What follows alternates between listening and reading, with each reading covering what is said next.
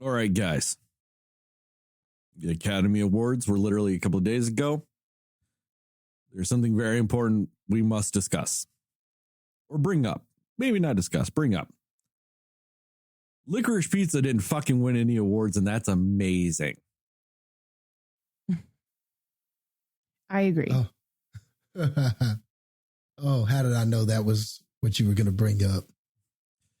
Of all the topics, that just had to be the one.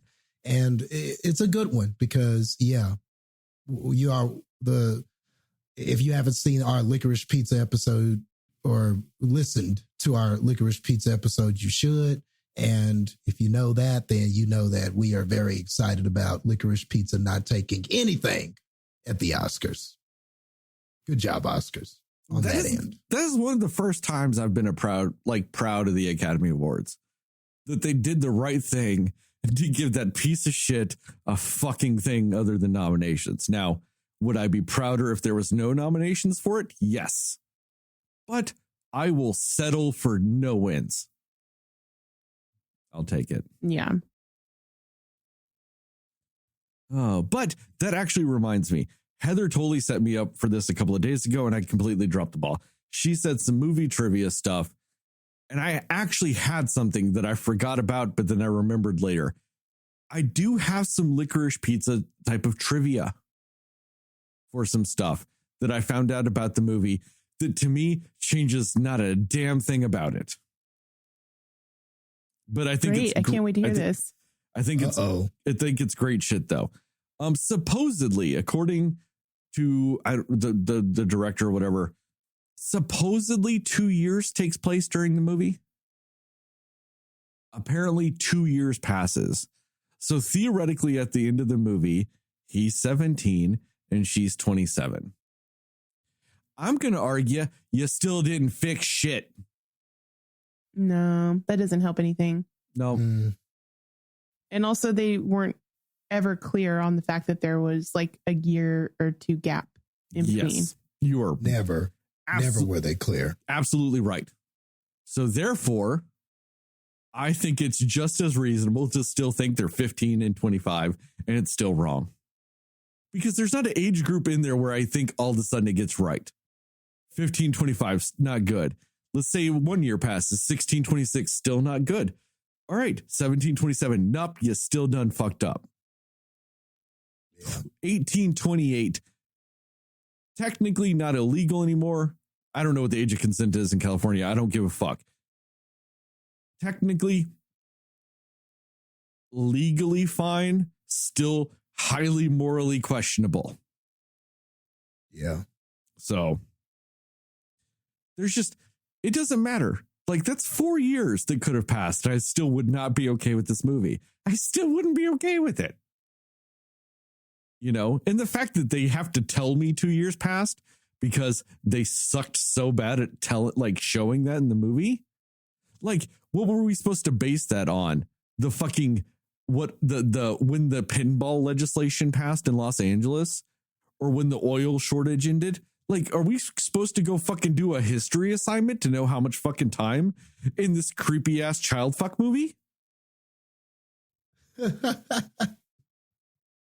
Yeah, like, how are we supposed to know? Oh, 2 years back. How? Like, never was there enough information given to assume any of those things. Even when she started working for that that guy running for governor and everything, all of that seemed like a quick thing. Like, oh, there was a phone call. Okay, come up here. Yeah, she had a friend who was already working there. Okay, and then it felt like just a day or two later, she had the job. Like there was not, and he was still running. Like, how were there 2 years? That's stupid. No, it's stupid. If you told me 2 years passed in that movie, sure. I have no way to disprove that. You also told me 2 weeks could have passed, and I would have believed that too. Both of them are just as probable. I agree. Like, I'm just like, and like I said, it still doesn't make it any better. Like, that's the sad thing about it, is it still doesn't get any better. Like, why couldn't it have been 18 and 25 and then 2 years passes? Or 18 and 22 and 2 years passes? You know what I mean? Like, there's still so much better shit to do. Okay, I don't want to keep going on that fucking rabbit hole of me just still saying they're wrong. We have like 2 hours of that. Listen to the episode. The other thing I found out about it is what a licorice pizza is. So a licorice pizza is like slang for a vinyl record and or like a record shop in Southern California. There was a chain of record shops in Southern California called Licorice Pizza. And I hear that and I'm like, what the fuck did either one of those have to do with this movie? Yeah, I'm like I'm thinking about it and looking for a correlation and I don't see it. Like, okay. Like for him, like for Paul S. Thompson or Paul S. Whatever the fuck that guy's name is. I don't like him anymore. Paul Thomas Anderson, that guy. His logic was like that he grew up in Southern California and like that was kind of a popular thing. Like that brings back a lot of memories. The idea of going to Licorice Pizza for some licorice pizza. But I'm like, they didn't even go to a record store. They didn't even talk about music. Like, so, okay, it's a heartwarming memory for you that has nothing to fucking do with your movie. Yeah. That's like if you called Snakes on a Plane, like instead of calling it Snakes on a Plane, you called it I Like Hippos. Makes about just as much fucking sense as Licorice Pizza does to that fucking movie. Yeah, normally the title has something to do. I mean, he didn't even try to shoehorn it in there some kind of way. Yeah, he didn't have the line of, hey, you want to go to Licorice Pizza? And the guy go, nah, we need to sell water beds. Right. Yeah, just something. Nothing at all. Yeah, those were two trivia things I knew for when we recorded, but it escaped my mind. And then somebody said something later about Licorice Pizza, and it just clicked, and I went, fuck, I forgot it. Son of a bitch. I missed my opportunity. Heather set me up perfectly, and I fucked it. Because I had those ready to go, and I missed it. Does that mean I get a point? Yeah, it does, Heather. You get a point for that. You set me up and I failed. Yes. You get a point. So, other than that, guys, all right, Jastin, sing me a song that makes you think of online streaming movie services. That makes me think of online streaming movie services. I actually have one in mind too. Is there a jingle for any of the streaming services? There kind of is for one, and you're gonna hate yourself when you miss it.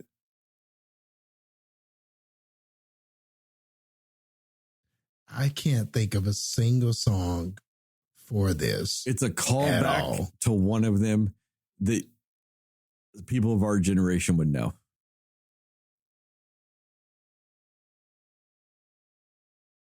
I have no clue what you're talking about, but I'm curious now. All right, Heather, what about you? I'm trying to think. It's a callback. Yeah, I got nothing. I can't think of it. All right, guys, like I said, you're going to hit yourself. The 3-note little ding, ding, ding for NBC. Okay. Yeah. Oh. And Peacock. Okay. Because Peacock's always been their symbol. Mm-hmm. Yeah. And I know that's kind of cheat. So you guys aren't going to lose points for that one. But that's what jumped to my head when I asked the question. Was the little NBC, the 3-note ding, ding, ding. That's fair. Because they used to hardcore play into that. I also would have accepted the Mickey Mouse Club theme song for Disney Plus. Okay. Would you have accepted the like Law and Order dun dun? Because it plays on like every streaming service almost. Oh, that's fair.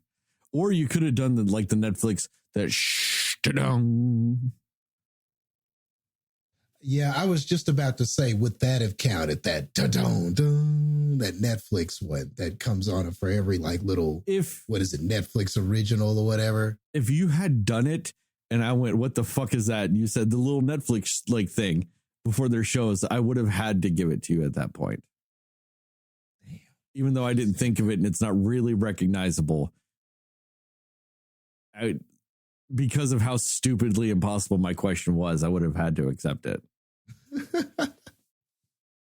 I'm just really surprised out there that, and I don't know if there is or not, that there's not a song out there that mentions Netflix and chill. I was literally trying to think if I knew of one that said that, because that's what I first thought of too. There has to be a song out there about fucking that brings up Netflix and chill. There has to be. And if not, what the fuck is wrong with musicians these days? If they don't have a lyric about Netflix and chill somewhere in the music universe. Yeah, that's a good point.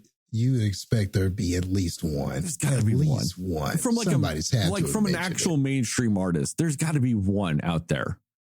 I'm sure that there's like at least 27 SoundCloud rappers that have it. But I'm just saying in general, there's got to be one real musician out there that has mentioned Netflix and chill.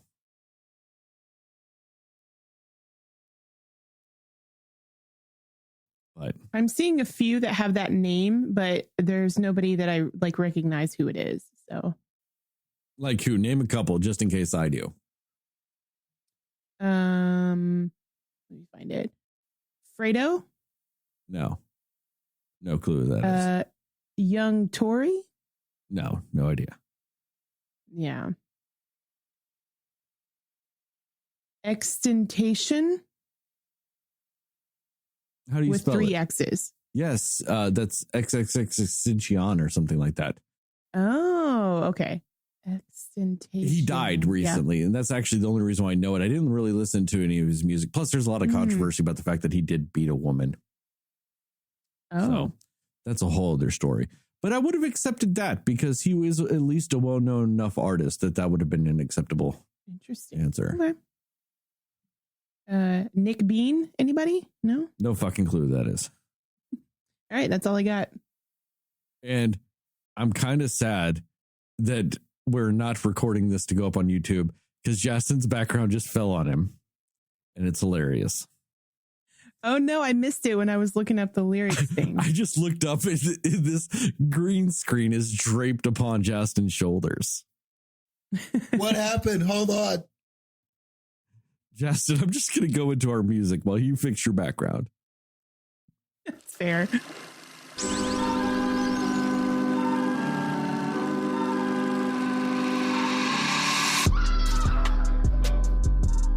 Somebody will listen to me. Nobody knows anything but you.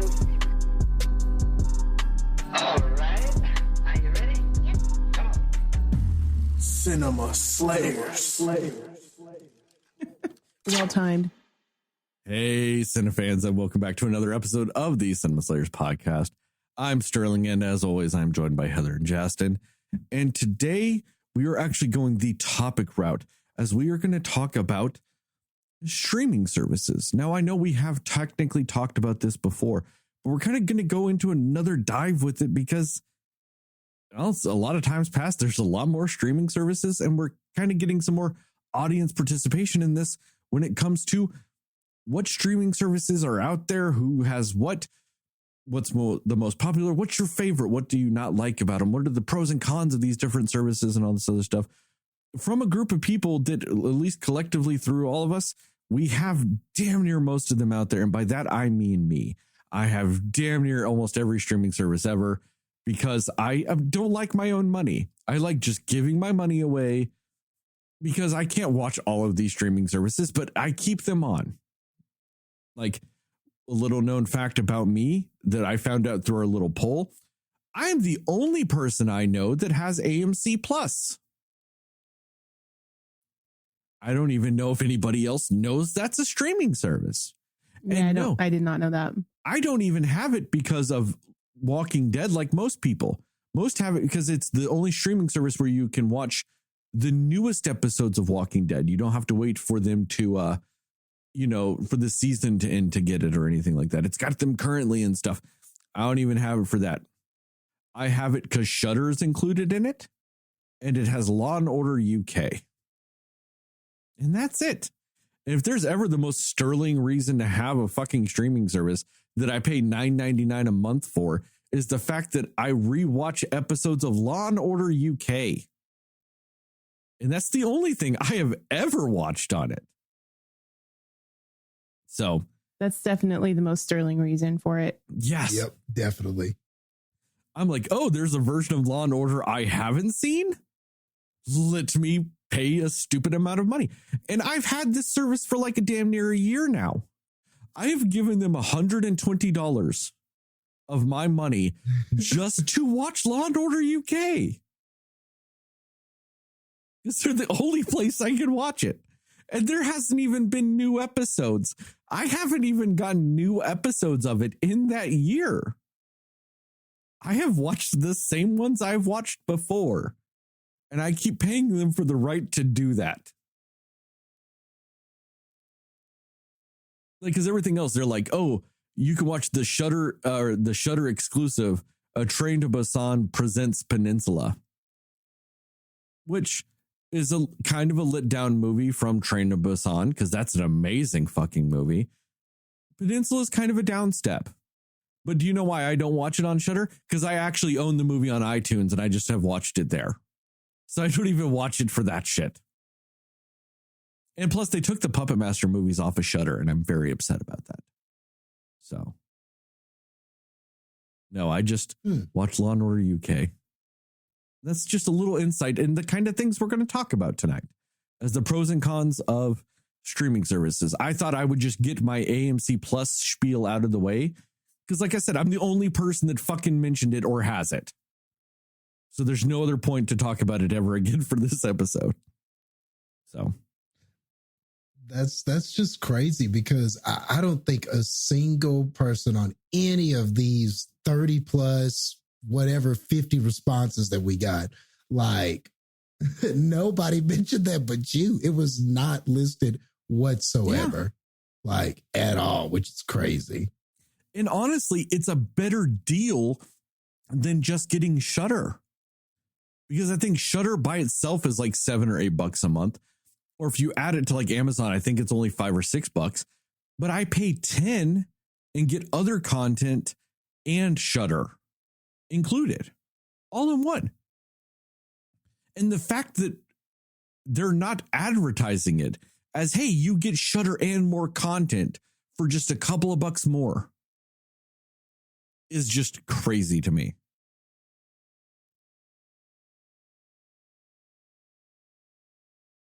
But anyway, let's just kind of, I think we'll just kind of go around first and we'll talk about like our preferred streaming services, what we like, our pros and cons each. And then we'll kind of move on to, what the audience members and what Cinefans have said about things. We'll kind of break it up a little bit like that. So we'll start with you, Jastin. Since this was originally your idea, what streaming services do you watch the most? And like, what are your pros with them and stuff like that? We'll split it up with the cons later, but what's your pros right now with the streaming services and what do you watch the most?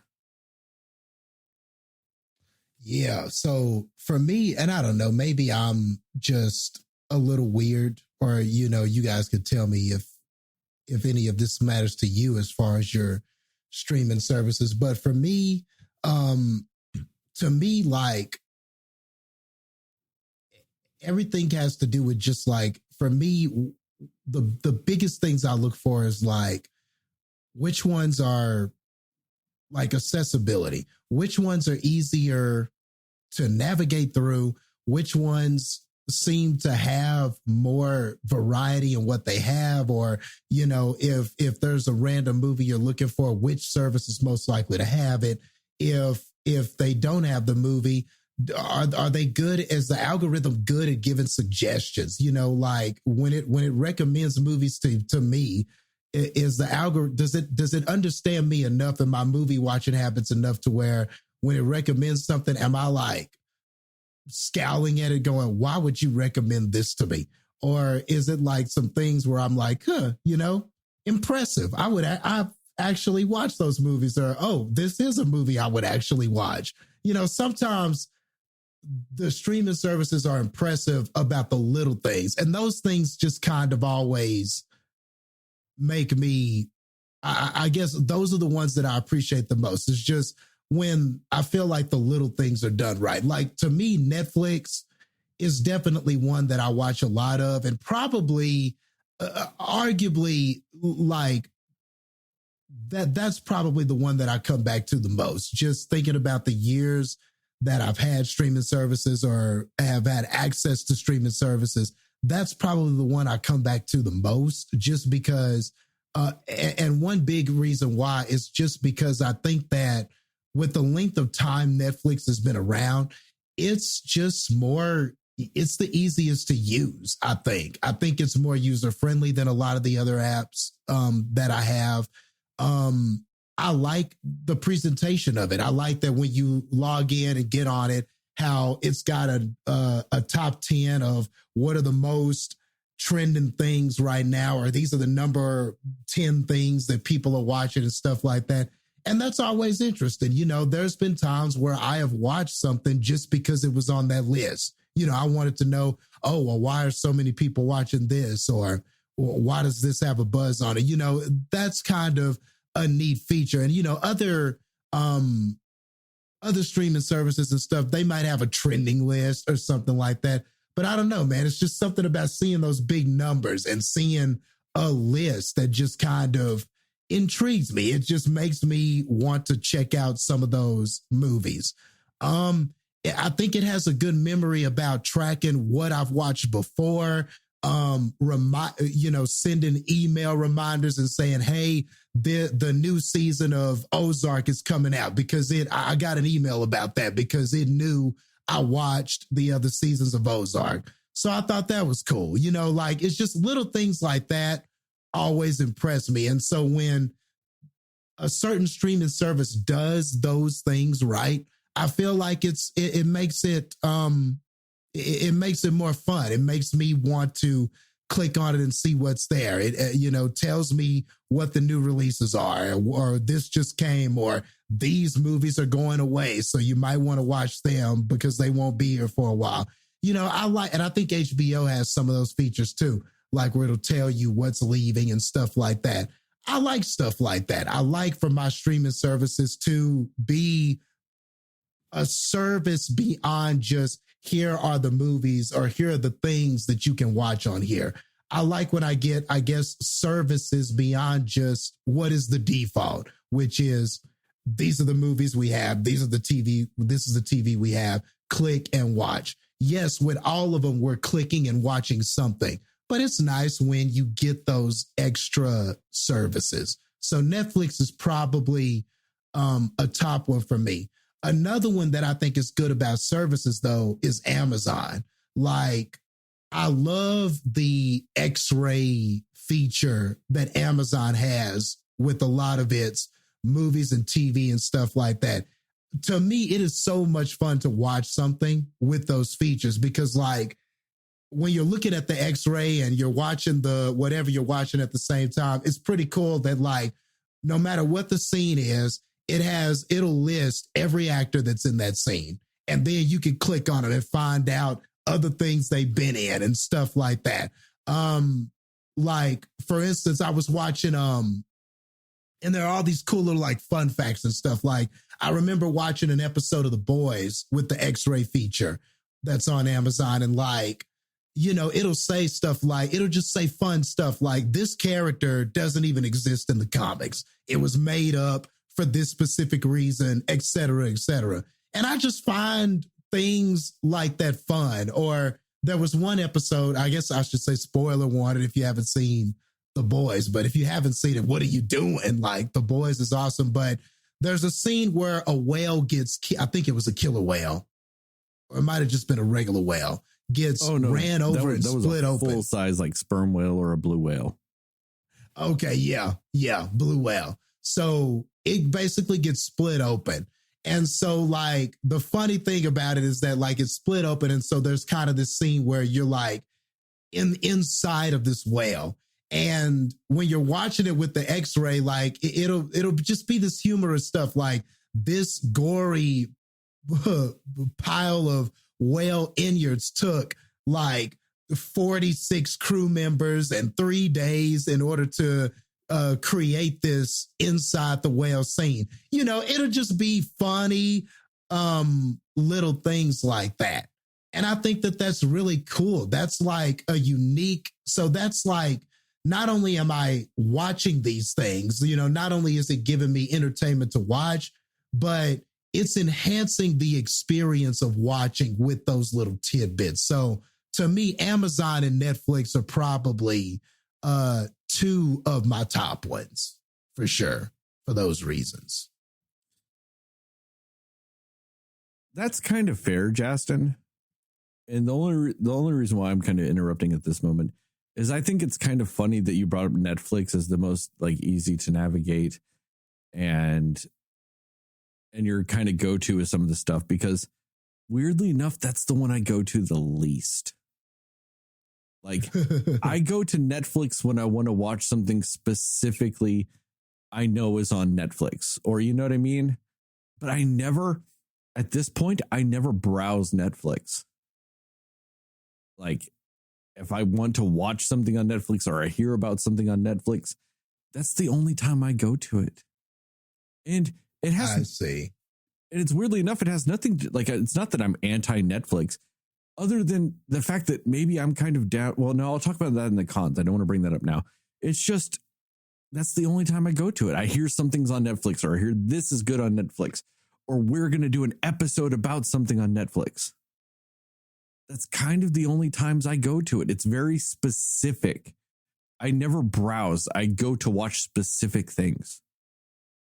And I just kind of think that's funny, because that contrasts a lot of what people said on in the comments we got on our surveys and stuff like that, that a lot of people commented they loved Netflix, and they loved, and like you said, the ease of use of Netflix, because they have it down to a science, you know? Yeah. And maybe some of that is just the length of time that it's been around. You know, maybe it's because we're not factoring in the fact that we have more experience with that because it's been around longer. So maybe it being easier is just by proxy of us dealing with it longer. You know, I'm pretty sure that's a factor, but it just feels like I guess the functionality of it feels a little more refined. It feels a little more polished. Like for instance, I was just doing stuff tonight just so that I could talk about it on here. So I was just I went to every single one of them, and I typed in The Godfather just to see what would happen, just randomly. You know, on Amazon, I couldn't just stream The Godfather, but it was available for rent. I could rent it for $3.99, or I could purchase it. Okay. So then I typed Godfather into Netflix, and it didn't have Godfather, but it did suggest a lot of good alternatives. You know, it had Casino in there. It had The Irishman in there. It had like other movies that have the main stars in there. It had like some other movies done by the same director in there. You know, it gave me a pretty nice list of alternatives. I went to Peacock and put in The Godfather, and it was like, we ain't got that shit. and there were no suggestions. There was just nothing. It was just like, and we ain't got it. You know what I'm saying? And then I went to Hulu, and Hulu was hilarious too, because when I typed in Hulu, it was like, it said, here are some suggested movies, and Venom was an option. Wait, now, what? What was? Venom? No. All right, hold on. I'm obviously not hearing you correctly. I'm obviously mishearing you because of the internet connection. You are not saying Venom. Venom was an option. Venom somehow was an option. Are you talking about like a documentary called The Venom of the Mafia? No. I am talking about your favorite movie, Sterling, Tom Hardy. I'm talking about Venom with Tom Hardy. It came up as a movie option, and I went, why did Venom, like, I almost took a picture of it because I knew it would you guys would get a kick out of that, but I was like, why did Venom come up as a viable option when I type in The Godfather? But like, I don't know. And that may seem like a little thing, but I think those things kind of matter. Like if you're narrowing down which one is the best, like I think little things like that matter. Like if I type in The Godfather, I don't want to be suggesting Venom. Suggest me something that's like The Godfather at least. Jastin. You didn't say Hulu, right? Because I give Hulu a lot of money because I also do the ad free with live TV and all that shit too. You didn't say Hulu, right? Like you said Nulu, which is a service I haven't heard of, right? And Nulu is just a service that just says, fuck it, we only have Venom on our platform. No, son. So no matter what you type in, they suggest Venom because that's the only movie they have. Yeah, man. I said Hulu, man. And yes, it suggested Venom when I typed in The Godfather. But like little things like that are just kind of fun to do. Did you type in The Godfather or did you type in the word Venom? I don't know. Maybe Hulu just really wanted me to watch Venom again. Okay. Maybe it just wanted me to relive that horrific experience again. Is it possible? Maybe we should review it again. Maybe we'll feel different about it, Sterling. Jastin, maybe we should just do that, a revisit episode. Is it possible that you fell asleep and dreamt this? I want to just go look it up now to see if it does the same thing for me. Unfortunately, no. It just fucking better not. It just better not. I cannot handle this. I promise you. I will screenshot it for you, but it would be hilarious if that's what it pulled for me and then Heather does it and it pulls something completely different for her. Right. But yeah, I got Venom. That came up when I typed in The Godfather. Oh, you best Venom. Know I'm fucking doing it right now. Like they didn't have The Godfather, and so like sections come up and there's one that's movies that you can click on. And it gave me like 24 options. And Venom was one of the options I got for movies. Jastin, are you sure? Yup. All right. I just typed in The Godfather.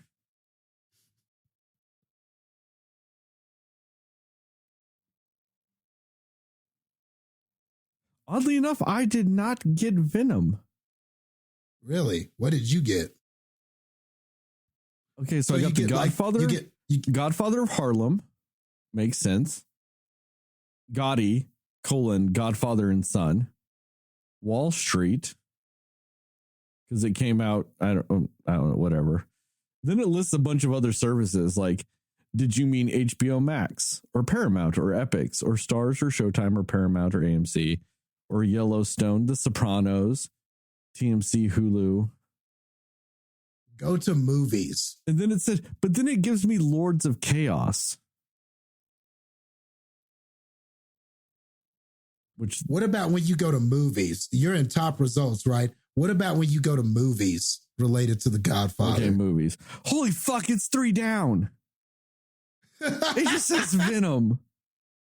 Like it's proud of it. And it goes Wall Street, American Psycho, Venom. Then is it just going off of like one word titles for movies right now or something? Like, is that the connection? The Equalizer 2. Ghosts of Mars. It lists Ghosts of Mars. Yeah, like Equalizer 2. The Coneheads. It has the Coneheads movie. What the fuck are you doing, Hulu? Oh, you wanted to see The Godfather? Here, you can watch the Coneheads. That's a rude awakening for you. It's just like, what the fuck are they doing? Okay, I'm glad at least you How saw. can you type in The Godfather? So I'm and not seeming crazy on here. anybody say, you mean the Coneheads? At least the Tom Coneheads Hardy is just so. has been in like a mobster / organized crime movie before. So maybe they're tangentially using that shitty connection. But they went, nah, the Coneheads. Because I guess both movies have the FBI in them? Maybe? I mean, they're just so monumentally different from each other. Like, there's no connection. They also have a at all. movie called I Am Alone, which is, it looks like a zombie movie. It has a movie called The Rape of Ressie Taylor. What the fuck are you doing, Hulu? They're just not even trying. Yeah, like, doesn't it feel like that though? Like, I feel Did you even dirty right now. did you even try with this algorithm? And so, like, to me, little things like that matter. Like, And Come Hulu's on, been man. around Don't like what, suggest me. 1 year less than Netflix streaming? Hulu has Yeah. been around for a very long time. yeah, like God. that would be like going to a restaurant and you're like, I want to order a steak. And they're like, well, we don't have steak. Do you want me to call McDonald's instead? No, Jastin, that's not the See? same because at least McDonald's has beef. That's like if you go to a steakhouse and go, can I get a steak? And they go, sure. And they just punch you in the dick. Oh, and then look at you like you're crazy on the ground. Oh, you didn't mean you And wanted then- to punch in the nuts. And You then they didn't give you mean- a bill for $90 yeah. for ordering the top steak. Yeah, because McDonald's has beef at least. At least you can go, well, they're both beef, I guess. That's a tangential relationship. You know? You're right. I have to go completely away. Yeah, you're right. I have to go even further away. You can't mention food. It's like, if you, can I get a steak? And they give you a brick, like an actual brick, like what you make houses out of.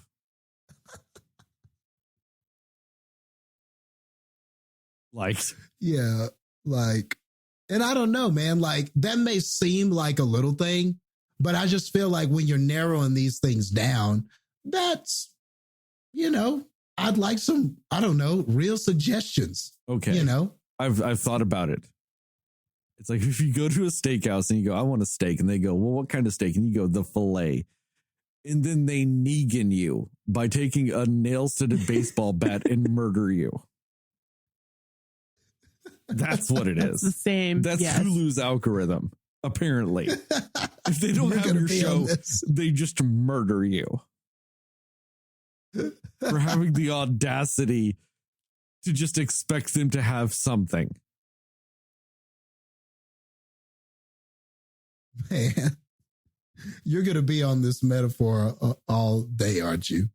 But I mean, isn't that kind of bad though? Like, I would consider that a knock against Hulu. Like, if I'm narrowing it down, I'm gonna kind of remember that it just made terrible suggestions. Okay, fuck the rest of this episode. Give me another movie you don't think is on Hulu. Like, give me a Netflix Oh, man. original. A Netflix Power original. of the Dog. What'd you say, Heather?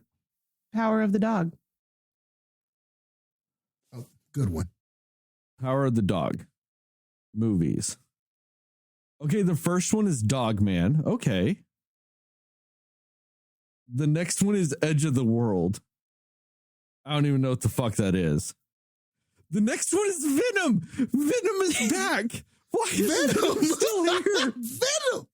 Why do they see? They just want people to watch Venom. It's just Hulu's secretly like in coordination with Venom somehow. They also have and why is that an agenda, Hulu? And it's Hulu, the third one down. Why do you again. want me to watch Venom? And then they have the rape of Russie Taylor again. It's on there again. The next one is Spider-Man Wow. Homecoming, which I Makes guess a little more. No, it doesn't actually. well, Spider-Man, at least Benedict Cumberbatch has been in a Spider-Man movie. True. And at least Kirsten Dunst has been in a Spider-Man movie. I don't care that it's not the same one. I'll give it that tangential connection at least. There's a movie called The Dusk Watcher. There's a movie called The Owners. I don't know what The Owners is, but it was also on the last one too for Godfather. I just didn't mention it. So The Owners, they're being pushing a lot. Lords of Chaos is back again. Then they have Power Rangers, which I get is really far off, but at least it has the word power in the name. Yeah. True. At least That's something. It has the word power. Then it's got the sci-fi movie Thor, Hammer of the Gods, and Bruce Lee's Fist of Fury. What the fuck is Hulu doing? like That's weird. now I'm almost convinced that the algorithm is so bad that probably if whatever you put in, I bet Venom is in there somewhere. I wonder if you did like TV shows, if it would do the same. What's like a romantic comedy that wouldn't be in there? Okay, I'm going to put This Means War. It's a romantic comedy. Nope, that's got Tom Hardy in it. We can't do that. I'm going to put Marry Me in. I was going to say, do Marry Me, because that's on Peacock. Oh, okay. Tight. Yeah. Good Movies. One, good one. Venom is the second one down. That Venom makes is no still sense there. at all. What's the first one? The first one is a movie called No Escape. Marriage, No Escape. Okay, But they both sure, have I guess. But its tagline apparently is "Follow Me" because it's about a social media person. So at least there's a connection with the word "me." Okay. And that's the best we're getting, apparently. Something about Mary. Okay, it's got Mary, even though it's a different spelling. Okay, I'll give it that. Spider-Man Homecoming again for whatever the fuck reason. Homecoming, maybe. Okay, Hustlers. That's at least got J-Lo in both. Okay, that's a good Okay. one. Okay. Yeah. I could see Hustlers coming up on an alternative list. If I scroll further down, I start seeing it like A Nice Girl Like You, which looks like a weird romantic comedy bullshit movie. Okay. Maze Runner, The Death Cure. Oh. I don't see that one. Yeah, there's just fuck me, man. Just fuck me. Hulu's not even trying.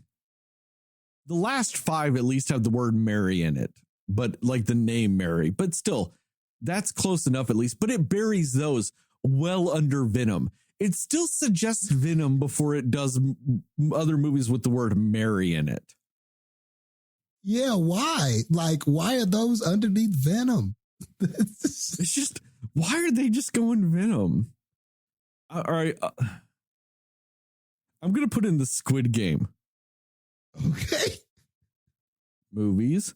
Venom's number 2. Again. See, it's just. Although technically Squid Game's not a movie, Yeah, but still, it's just something. but I guess it doesn't matter. Yeah. Adam Project. That's a Netflix original. Mm. Movies. Did I beat it? I don't see Venom. Okay, Adam Project did not do Venom. Huh.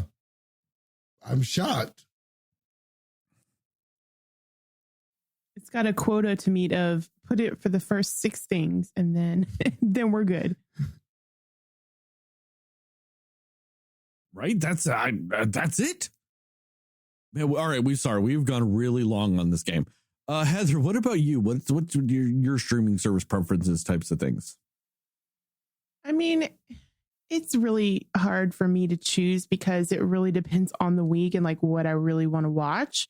I do think that Netflix is up there for the reason of their original stuff I really like more than original stuff of a lot of other streaming services.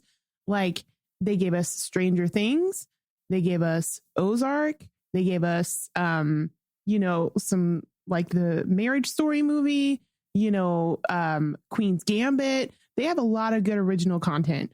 So for that reason, I do like Netflix, and I like the fact that it will give you like the whole series at one time. So I think that that's one thing about it that is a plus. But a really huge dislike is the fact that they still ask you after 3 episodes if you're still watching every time. They're just like, are you still watching? And I hate that because sometimes I'm just like, I just wanted to play while I'm doing stuff or whatever. And you have to go and like tell them you're still watching. And I hate that. But otherwise, I do think they have really good content of stuff. So I think that's going to be up there. Like there's so many pros and cons for this. Honestly, I think the one I probably watch the least, it might be Amazon actually. Just because for me, I just don't feel like they have as wide of a selection, or maybe I just haven't specifically tried to look too hard on some certain things there, but I just don't feel like they have as much of a selection of what I would want to watch. And I also feel like a lot of times Amazon has more actual streaming problems that I've noticed, like actually like it'll, buffer more, stuff like that. And then I will say also for like Apple TV, the only thing I ever watch on Apple is Ted Lasso, which is totally worth it. Totally worth getting Apple TV just for Ted Lasso. But that's the only thing I ever watch on it. But anyways, in either case, I do. And with Hulu, I will say I enjoy the fact that you can watch newer stuff like the day after it comes out. So if I want to like keep up on like current shows or something, that's a good place to go to because you really can watch it the next day. So those are really up there for me. But I think most recently, my favorite's going to have to be Peacock, because I think for the things that you can watch on there and the price that you pay for watching it, it's really good. They've got like The Office. They've got all the like comedies that I would watch, not even just the comedies, but I watch the comedies on there. Like, they have Parks and Rec and The Office and, Psych, and they have the new Bel Air show. Like they have a lot of good stuff on there too. And they are also like, that could play through for ever. And it never asks you if you're still watching. It just keeps playing. And so that's kind of nice to have. But no, it's like, it's easy to access. Like I do like some of their original content as well. I think they have some good choices for shows, like the new Saved by the Bell reboot and a couple other just like random original shows that they have. So I think honestly right now, I think Peacock, because I think they really took a lot of the really good shows that I watch just kind of on a regular basis in the background, and they have it all on one streaming service. Brooklyn Nine-Nine is also on there. I was like, there's one more I watch on there, but yeah. So I think for that reason, if I just want mindless TV on, Peacock is where I'm going to go for that. So I think that's probably going to be my favorite. And then probably close after that, probably Netflix, I think. Yeah. They just have a lot of great original content. Yeah. I mean, honestly, the one I watch the most is Peacock. And it's because of the channels they have. Like, they have these specialized channels that, like, they have one that is just Datelines. And it is just nonstop Datelines. They've got a Psych channel. They've got a Law and Order Criminal Intent channel. They've got a WWE channel. They've got, they've got all these different channels. And I more often than not, I put it on the Dateline one. Oh, and for the dog, whenever because we leave the dog in a kennel during the day, and he needs noise. He gets very destructive and anxious without noise. So oddly enough, we put it on. I think they call it the spooky channel or whatever, but it's actually just Charmed. It's TNT's Charmed, or not TNT, but whatever. It's Charmed nonstop. It's the show Charmed, just 24/7, 365. And you put it on one of those, and that shit, if you just don't touch a damn thing, that shit will play for like 9 straight days. It will never stop. And so when you use TV as background noise for stuff, it's great. But even if you want to just sit and watch it, it's great. It'll never ask you if you're still watching, nothing. It just assumes that you have nothing more to do than watch them and never sleep, eat, drink anything. And it's fantastic. The only negative to it is you can't pause it. Like, you can't pause the channels.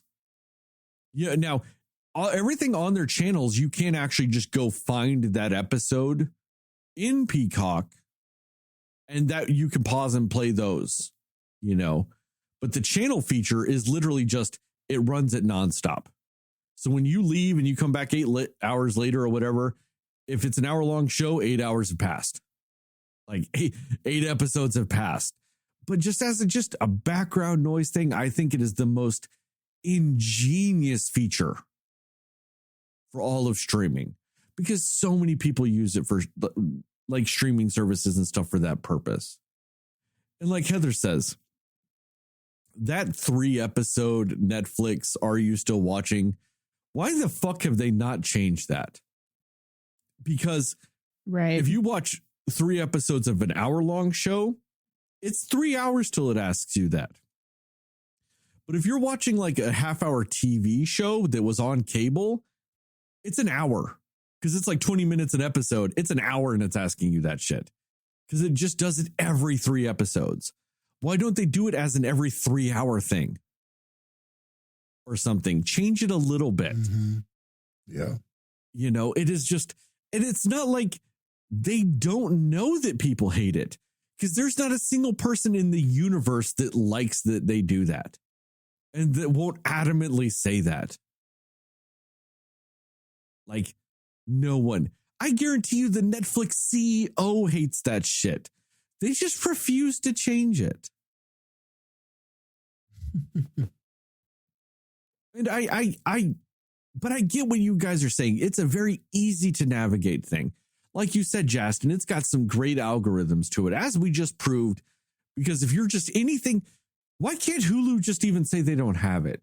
Why does Hulu just have to go Venom? At least Peacock, like you says, Jastin, just goes, fuck you, I don't got it. Yeah, at least it does that. And to have this point, just really quickly for Peacock, because I forgot to mention anything about it. But yeah, a lot of whenever they got The Office and Forensic Files and all of that kind of stuff, I found myself going to that service. I am on there a lot. It is one of the ones that I stream the most. And then, of course, WWE, that's where all the WWE content is. So, I kind of have to go there, to see anything WWE, because I don't have the time to like watch it habitually on TV. So it's easy to go there, catch up, or watch like a condensed version of Raw, or if I'm, and I don't really watch like the TV shows a lot, but I'll do recaps or little videos and stuff like that. And that's convenient that all of that stuff is on Peacock. My only knock against Peacock is just that I just wish it was a little more user friendly. I do wish that. Now, I'm not saying that I just have like it's everything is problematic and it's hard to, of course, most things, yes, I can find them on there. I can access everything. And if you're looking for something by seasons, you can click by season and you can get it.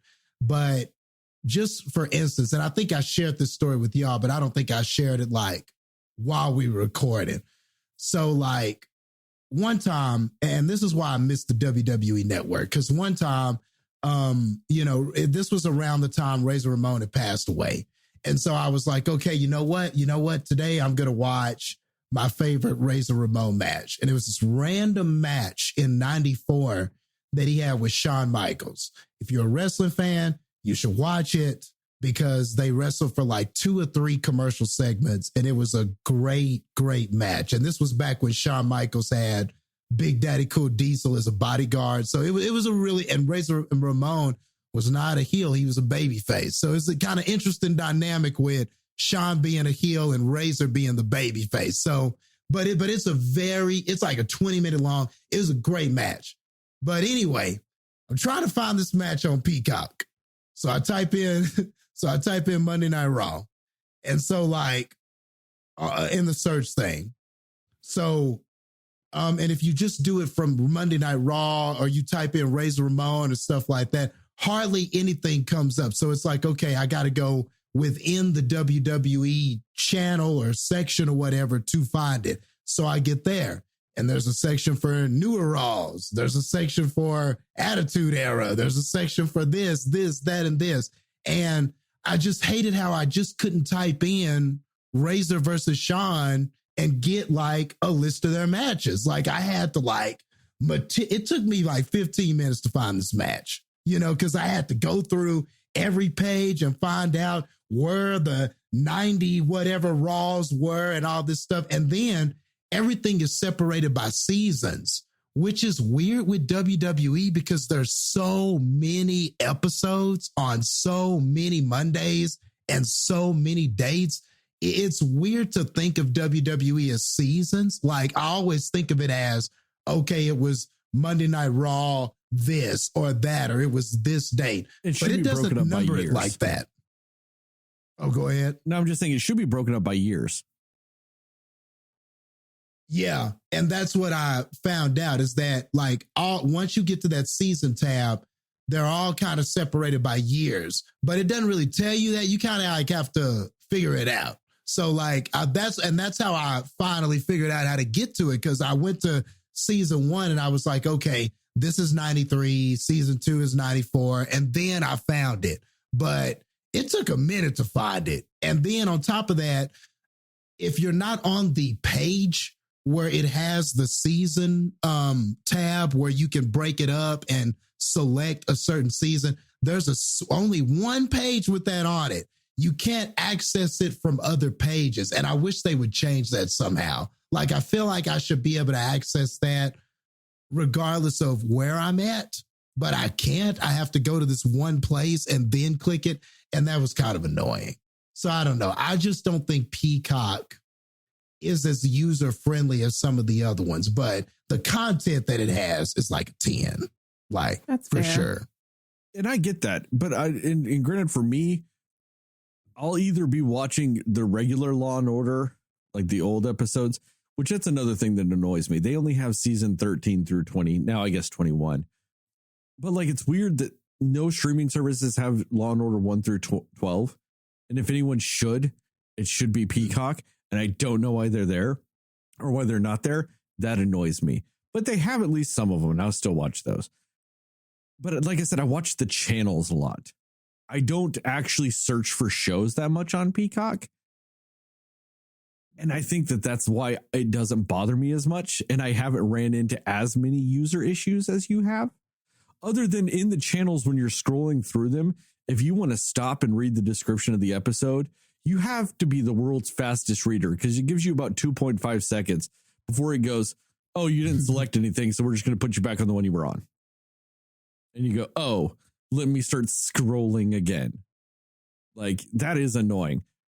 But like Hulu, I think Hulu, I haven't had too many problems with it because I don't search much on it. Obviously, because their search algorithm's apparently the worst thing ever made.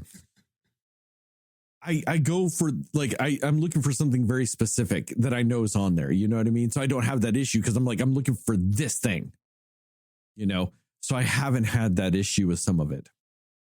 And I mean, honestly, though, one of the ones outside of Peacock, I watch a shit ton of HBO Max. They got a lot of content on that. It's fairly user friendly. I haven't ran into too many user issues on that. But once again, with streaming services in general, I guess I'm never randomly searching for things. There is an app out there, and I might as well tell everybody this. There's an app out there called Just Watch, and you can actually key it to search the streaming services you have, put whatever you're looking for in it, and it tells you where it is, or if no one has it. That's cool. I did not know about that. So maybe that's why I haven't had a lot of that problem, is I know if streaming services have shit or not. It's like, you know what I mean? Like, I'll put it in there and go, hey, who has this? And they go this, and I go, okay. And I go directly to it. You also own every movie ever made. So I own a shit ton of movies too. And TV shows. I own a shit ton of shit. Like, you know what Peacock doesn't have that I'm surprised about? They don't have Law and Order Los Angeles, which I get. Some people don't even know that exists. It was only out for one season. I own it though on iTunes, and I do watch it randomly. I did not know that. Yeah, it's got, what's his name? The killer kid guy from Scream also plays Jughead's dad in Riverdale. What the fuck is that guy's name? Oh yeah, Skeet Ulrich. Yeah, he's in it. Skeet Ulrich's in it. Alfred Molina's in it. Terrence Howard's in it. Yeah, there's lots of people in it. Just nobody fucking watched it. So it lasted one season. I'm not completely high on it. It's not one of my favorite Law and Orders. I kind of prefer it a little bit to SVU, though. I'd rather watch Law and Order Los Angeles than SVU. It's no UK, though. Hey, Law and Order UK is nice, though, because they get all British about it, and it's fucking delightful. I mean, okay, I'm going to have to do this because we brought it up. Do I need to rank Law and Orders? Now, do I rank just the traditional Law and Orders, or there's also the real, like when they do the Law and Order real life shit? Let's not do those. We won't do the real life Law and Order stuff, but I mean, number one is obviously regular Law and Order. It is the best. Number two, to me, would have to be Criminal Intent. Vincent D'Onofrio and then later Jeff Goldblum. It's just a winning combination. I do like those. And plus, I kind of like those because they do a really cool thing where they show you who the killer is at the beginning. And you get to see them, like you see the crime happen at the beginning. And you get to see them like loop back into it. You know what I mean? And I do find that incredibly fascinating too. And they focus less on the trial. Now, that's why the original Law and Order is the best, is because it's 50% investigation, 50% trial. It's delightful, you know. But Criminal Intent would have to be number two. 3. What would be 3?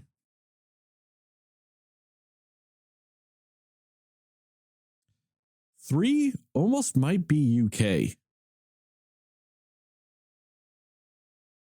Yeah. Law and Order UK would have to be number 3. And then it would have to be Los Angeles, then SVU, then Trial by Jury. Which I think I'm also the only person that ever watched Law and Order Trial by Jury, because I think it only lasted like 8 episodes. Wow. Yeah. That's impressive. I remember that being short-lived. Very short-lived. I haven't seen a single episode of Law and Order. What? Not any of them? Like none of them? Oh, you opened a can, Like Jastin. Jastin. Law and Order and Law and Order SVU are the 2 longest live action TV shows to ever exist. Like real life, like actual like shows, like fiction shows. Man, I know. And it's the weirdest thing because I'm into that stuff. I love the crime stuff. I'm always watching like crime documentaries and this, that, and the other. Like I live for that stuff. And I don't watch Law and Order. It's the weird. I don't know why. I just never got into it. 800 episodes of just those 2. Not even going into the other Law and Orders. I think I know what it is. Like me, I'm a real stickler for starting something from the beginning.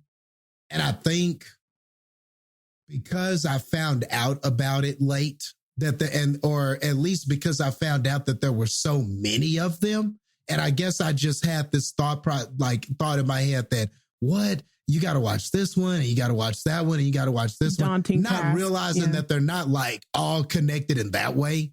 You know what I Very mean? few of them are Obviously, there are connected. different series with different people and stuff like that. But I didn't realize that at the time. It just seemed like there were so many of them. It was just like, I'll never catch up. I don't know. I just kind of had that, you know, and me, I have to start from the beginning and go through. And it just seemed impossible to watch it all. And I guess maybe that discouraged That's me from ever daunting. starting. Yeah, Maybe. I get that. No, I don't understand that at all. Jastin.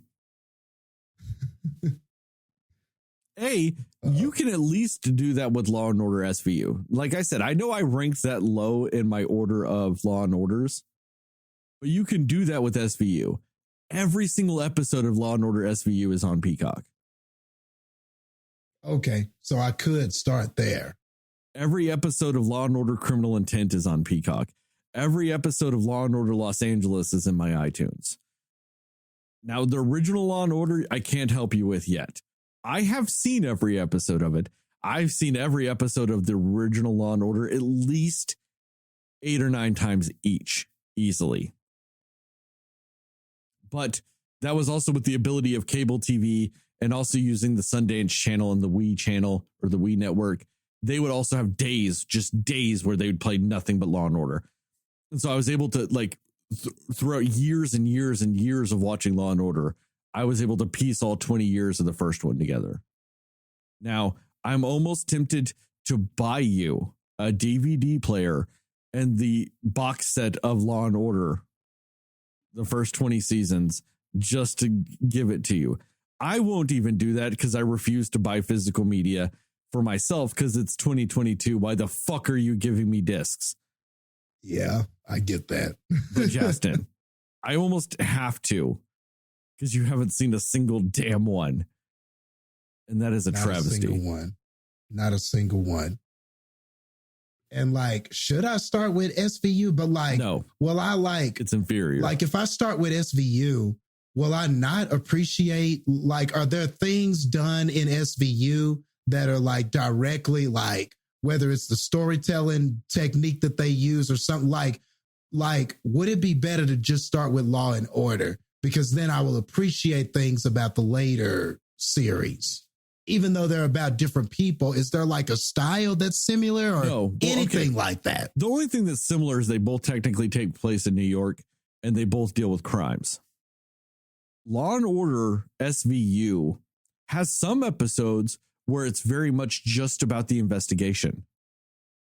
They have some episodes where they do focus more on a trial. There's not kind of a set formula like you have in Law and Order.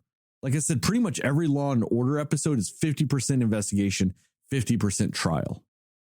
Almost to a T, like down to the second. That's how they operate almost. Now, like there's some episodes where it's more of this, more of that, but very few. Like it's very much almost the same thing in all of them. Law and Order SVU, it's more sex crimes or crimes with kids, because that's the whole point of the special victim unit is sex crimes and kid crimes and stuff like that. You also get a cop that is very conflicting because a lot of people like him. A lot of women like him because he's attractive. And, you know, you kind of like him because he's like that gruff cop. You know, he's very much aggressive and all this other stuff, but he cares for the kids. He cares for the victims. And, you know, he might take things too far, but it's against rapists and child fuckers. So it's like, if you're going to take it too far, it might as well be with those two. Right. And I get it, but he is also a terrible fucking cop. This guy physically beats and intimidates people on a constant episodic basis. And he is a terrible police officer. And you should never root for that type of cop, because any confession or evidence he gets, you can argue is tainted and can get these terrible child molesting rapist fuckers back on the street because he breaks the rules. Did you even mention the organized crime? Oh, fuck. I forgot about organized crime because it is obviously the worst. They did a whole spin-off Law and Order with just that character that Sterling was talking about. And it's new. It's currently going.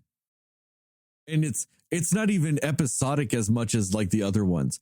It's very much more long form storytelling and all this other stuff. Completely different format. Fine and all this other stuff, but that's not Law and Order. Law and Order's episodic. And every once in a while, you might get a 2-parter or a 3-parter. Those are special. No, not in this. And then on top of that, he's still being a shitty cop and nobody's stopping him from being a shitty cop. And fuck Law and Order for keeping doing that. It needs to go away. And you need to get back to the cops that are just trying to stop murderers. Okay. And there you have it. I've got a lot of feelings. All that to say. Got a lot of feelings about Law and Order. But the thing is, I think the only reason to maybe start with SVU is because you can watch all of it. Like, that's fair. You could start from the beginning. That's fair. On Peacock. And one thing I'll give Law and Order SVU is it does actually a fairly good job of capturing our societal attitudes towards sex crimes throughout the decades. You know, that's true. You'll hear them using language and talking about things very early on in early episodes. Like, I hate to say this, but they use the word tranny kind of a lot early in it. And it's deplorable and you shouldn't use that word. But at the time, that's very much what you would use to describe them. They don't even use it necessarily in a negative way. They're using it as literally the only descriptive word they know because it's 1999. I see. And then later on, they'll be talking about transgendered. And if you use the word I used earlier, that's bad and you shouldn't use it and all kinds of stuff. Like they and like just the idea that a man can be raped by a woman is tackled on that show. Whether or not, what level of consent is, like, what is consent? Like, if you're drunk, can you consent? If you just don't even say yes, is that consent? Like they capture a lot of that through the decades and how it changes. And just like the attitudes, if you're like a male and you were sexually assaulted as a child, like coming forward with that. I will give them that they have been very good at capturing our attitudes towards that stuff throughout the years and how it's evolved. But like I said, a big chunk of that is with a terrible cop, and another one is they get a little self-righteous later, and I don't like it. You know, like, because some episodes actually tackled very well, I believe, the way that sex crimes can sometimes be a he said, she said, and how sometimes defense attorneys will use smear tactics on the victim to get their clients off. And I think that's very accurate and like a very nuanced way of handling it, because it's true. Whether or not it should be done or whatever, that's a whole other argument. It's what happens though. And I think that's very nuanced. And I like the fact that sometimes within the episodes, you don't quite know what happened. So it plays on a more realistic, real life feeling within yourself of what would you believe if you were a juror on that trial, given the same evidence. It can kind of play into some of those feelings. And I think that's incredibly fascinating and all this other stuff. And then later on, they kind of throw some of the nuance out the window. Like in like some newer seasons and stuff like that, they're very much like, nope, they did it. But they're a bad person. So now watch the trial because you know they did it. And I'm like, you get rid of some of the nuance, you know, that I do think was fascinating, that ties it, I think, more emotionally true, you know, by just showing that every episode they did it and you know they did it, you saw them do it, and you're just like, well, okay. Like, so the entire time you're always on the side of quote unquote good. You know what I mean? You always believe what the cops are like with their investigation. You know they're right, and you know they didn't talk to the wrong person, or you know they decided on the right. Like the criminal is obviously a criminal. Now they might end up being found not guilty, but you know they're a criminal type of scenario. I'm like, well, that's kind of disingenuous. I don't like that as much. Yeah, you know, I get that. It's not as fast, and that's honestly why. Like the combination of the cop that's in the first 10 or 12 seasons. And I'm like, looking back on it, I'm like, no, you're a terrible cop. You're the reasons why people hate cops or cops like you. And then later they get rid of the nuance and all this other stuff. I'm like, ultimately, that's why I place it lower. You know, although you get a couple of nice cameos from Hamilton cast members pre-Hamilton. Pretty much anybody on Broadway. if you've ever been on Broadway, you've probably been in a episode of Law and Order, because they need plenty of people that are victims or witnesses or somebodies. Interesting stuff. We should just do, Sterling, you could do a whole episode about just Law and Order itself. Oh, I could. You want to break down ADAs in the original Law and Order? I've got a ranking list of that. I've got a ranking list of the cops and the cop pairings I prefer in the original Law. I can go on and on. Defense attorneys, what judges I prefer the most in my Law and Order episodes, which bail judges, because the bail judges are different than the other ones. I've got favorites of those too. I've got rankings of pretty much everything in the original Law and Order you can get down to. Wow. You need your own podcast just talking about Law and Order. If they put all of them, because you sound very passionate about it. If they ever put them all on streaming, I will. Because I will go episode by episode. And every episode, my guest will be someone else, and they'll watch the episode too, and we will talk about that episode of Law and Order. There's the journey for you to go on, Jastin. Yeah. Yeah, I see. I need to catch up. But to get back, yes, back to streaming. But all that to say, that's one reason why I do gravitate towards Peacock. That is also a good segment for it, is Peacock has a lot of that stuff. So that's one reason why I gravitate towards Peacock. You know what I mean? Like I said, but Netflix, I target like the Adam Project, which people out there, if you haven't watched Adam Project, it's actually a pretty fantastic movie. Watch it. Why did I watch it? Not because I was going through Netflix and going, oh, hey, this is a new thing. Let me watch it. Or, oh, hey, this is trending. I went, hey, the Adam Project came out on Netflix. I will go watch it. I get that. And I think what you're talking about, as far as some of the targeting things, I feel like there are some that people kind of hold in high regard, oh, these are the best ones. And then there are those ones that are complimentary ones that you have to have because of targeting that you're talking about. I think, because for me, I don't think I would ever not have HBO Max and Disney Plus. I was about to say, we have not mentioned Disney Plus once yet. Yeah, because I don't know if I could ever not have them though, because of, I think, that targeting thing that you're talking about, the fact that it just has all the most of the Marvel movies are there. It's got the Star Wars stuff. It's got the childhood Disney stuff. It's got the Pixar stuff. So it's almost if I'm ever needing to watch something like that, and that day is going to come, I have to have Disney Plus. It feels like, I don't know if I will ever rank it as the best one, because I watch it kind of in cycles. Oh, the new Marvel series is out. I'm on Disney Plus. Oh, the newest Marvel movie that I saw in theaters and I liked it, and it came out now. I'm back on. Are you talking to me? Oh, okay. My bad. Ignore that. I will just continue going. But Disney Plus, when I think about targeting and stuff, that's something I think about.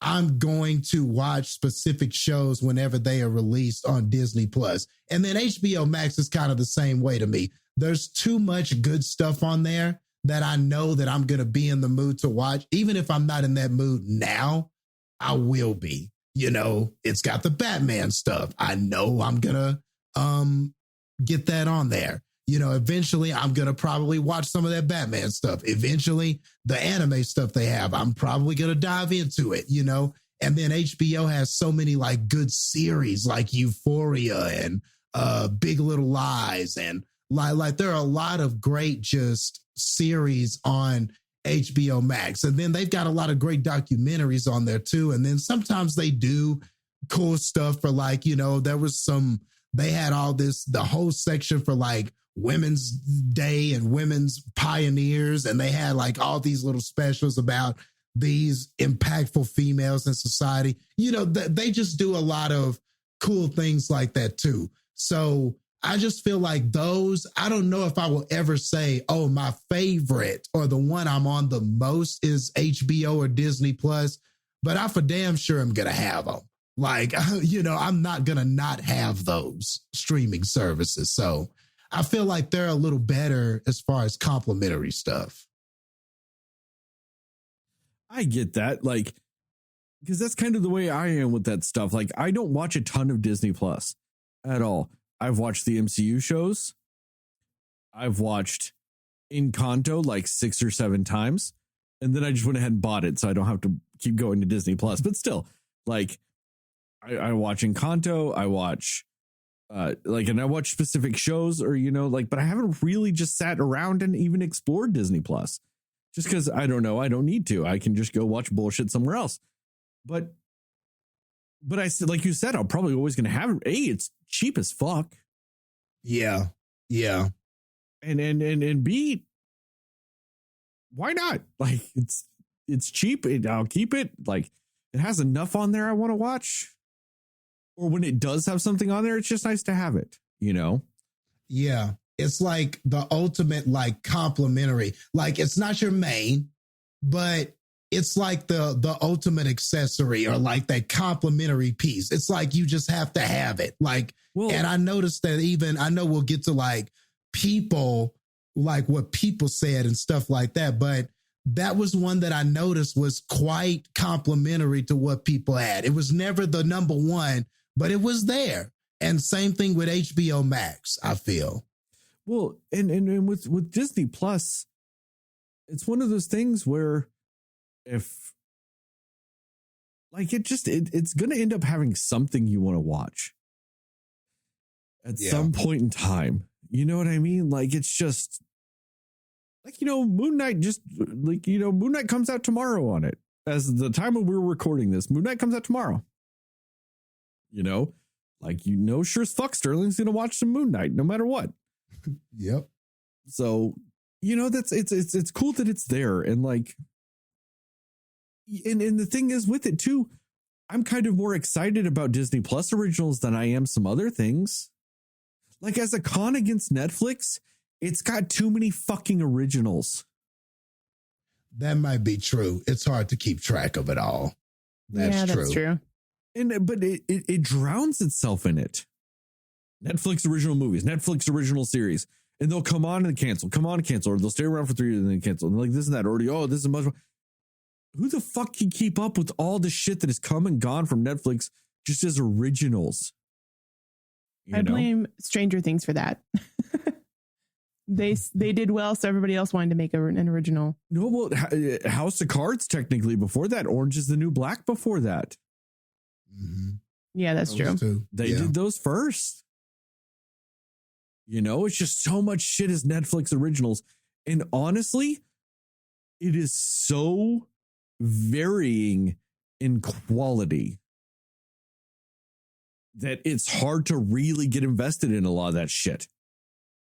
It's all over the place. It sometimes feels like Netflix will make fucking anything.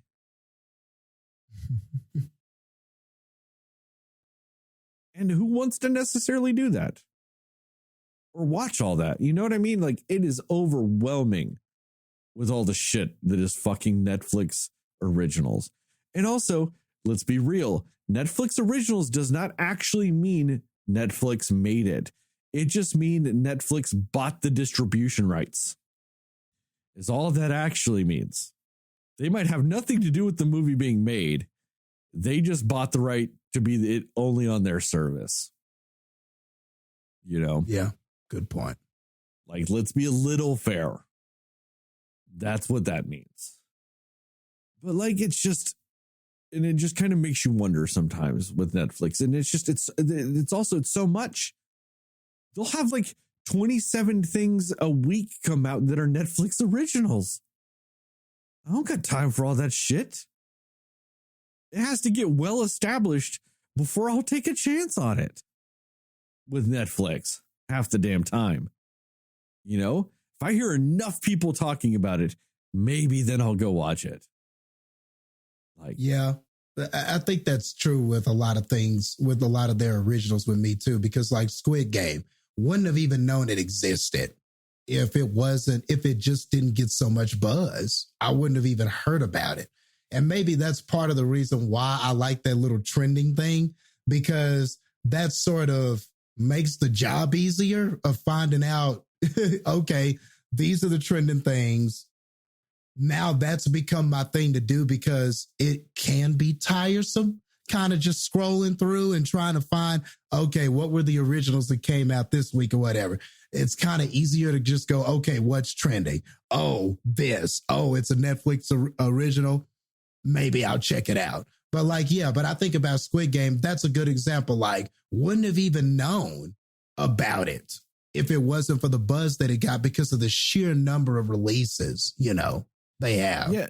And the only reason why I'm anti the trending thing, though, is because when I say I have to hear enough people talk about something, it has to be people that I like.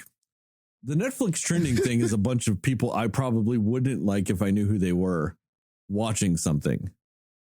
And then I get stuck doing an episode about the Tiger King and have to watch that bullshit because it's trending and popular. Yeah, I was about to say, sometimes that trending list be on some bullshit, and though. Then no one even not gave everything a fuck on there about means it's a must watch. No one gave a fuck about season 2 of Tiger King. Zero people cared. Nobody cared. Because it also I saw took it and was like, oh, I'm going to watch that. Out. And it's funny, even me, I was like, I saw it and went, I should watch it. I mean, I watched the first season and I just never did. Just ever. No one did. No one gives a fuck about Tiger King no more. Oh, man. But I guarantee it was trending on Netflix because the first one was. And I don't trust people enough like that. I get that. Like, I have to hear it from people I actually respect, or at least respect enough to trust their opinions before I do that. That's kind of how Ted Lasso was, going back to what Heather brought up earlier with Apple TV. Enough people talked about Ted Lasso that I'm like, you're not a shitty person. Maybe I'll give it a chance. And then I watched Ted Lasso and I got fucking hooked. Ted Lasso is an amazing show. Must watch. I've seen the first season. It was great. I need really to good. Oh, you need to catch see up, that second, because that second's great too. Oh, is it? Okay. I loved the first season. It was pretty amazing. Bold claim. 0 drop off in the second season. Huh. Okay. I would even argue better ending of the second season. Yeah, I would agree with that. Huh. It's a great show. Okay. And in the second season, they do a lot of getting deeper into like why Ted Lasso is the way he is and stuff like that. So that's really kind of cool. Yeah, it's a great show. Like one thing about Ted Lasso, because it works great in the first season because it's a fascination. And they are so good in that second season about the gimmick behind it not getting tiresome and expanding upon the foundation they established and growing with you. Yeah. You know what I mean? Like you grow with the show. And like I said, better ending. Okay. So Jastin, get on that season 2. I'm telling you. All right. It's 100% worth it. Okay. Yeah. And I was very impressed with season 1. So I definitely will for sure. Like I want to talk about the end, the season finale of 2 now. And I can't because I don't want to ruin it for you because it's fantastic. It's just a fantastic ending. Like I don't even want to tell you the emotional states it put me in because it's more than one. That's the only clue I'll give you. Multiple emotional states in that season finale. Multiple. Okay. That's all I'll say. I won't even say which ones. Just there were multiple. And it's just in a fantastic way. Okay. I'll have to get on that because like season 1, just not to say too much about it, but like just whenever you thought you knew what a character was going to do or what the plot was going, where it was going, or where you thought, okay, I could kind of see this coming. just the way that it would sort of, something would happen, or, you know, they would develop a character a certain way, or just some, you know, there were a lot of just pleasant surprises. And even when I kind of knew what was coming, it didn't happen in a corny way or a cheesy way. It didn't happen quite the way I expected it to.